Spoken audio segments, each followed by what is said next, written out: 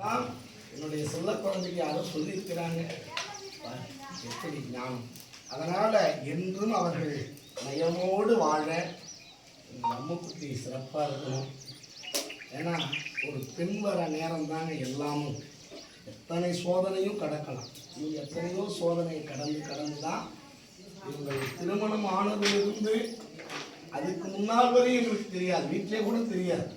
ஆனால் அத்தனை சோதனை அந்த தம்பியும் அனுபவித்திருக்கிறார். அந்த பொண்ணும் பல்வேறு இடர்களை சந்தித்து தான் இந்த வாழ்க்கையை வாழ்றாங்க. இத்தனை இன்பத்தையும் இறைவன் இன்று நாளில் கொடுத்திருக்கிறார். இறைவன் திருவருளோடு இந்த வளர்பிறை நன்னாளில் என்னாலும் அவர்கள் பெற வேண்டும். அதனால் அவர்கள் வாழ்வில் இறைவனே தோன்றும் துணையாக, அம்மையப்பராக, மாமன் மாமியாக இருந்து உள்ளங்கையில் நெல்லிக்கனி போல இவர்களை தாங்கி இறைவன் அருள் செய்வார்.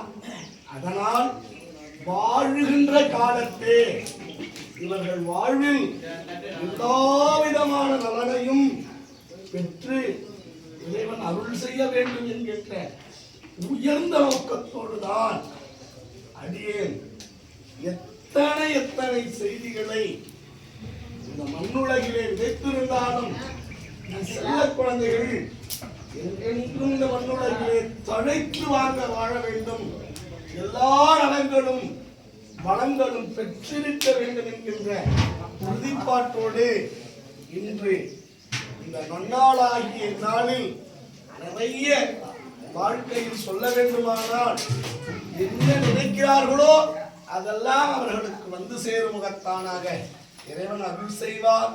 அத்தகைய தானொரு கோளும் அடியாரை வந்து நலியாத இனிவே வாழ்க்கையில் இருப்பார்கள். அதற்காக நவக்கோள் நாயகர்கள் பதிகம் இப்பொழுது வேள்விக்கு ஆற்றலாக விண்ணப்பிக்கப்படுகிறது. நஞ்சலி கண்ட நெஞ்சை மடவாளும் தன்னோடு விடையேறு எங்கள் வருமன் துஞ்சலி வன்னி கொன்றை மலர் முடிவேர் அணிந்தியன் உடவே புகுந்ததனாரோடும் ஒருவடையும் இன்னும் மிகையான பூதமவையும் அஞ்சலும் நல்ல நல்ல அவை நல்ல நல்ல அடியார் அவருக்கு மிகவே தாதையாடி வரிகோவனத்தார் மணவாளும் தொன்னோடு உடனாய் நான் மணர் வன்னி கொண்டை நதி சூடி வந்தேன் அது உடவே புகுந்ததனா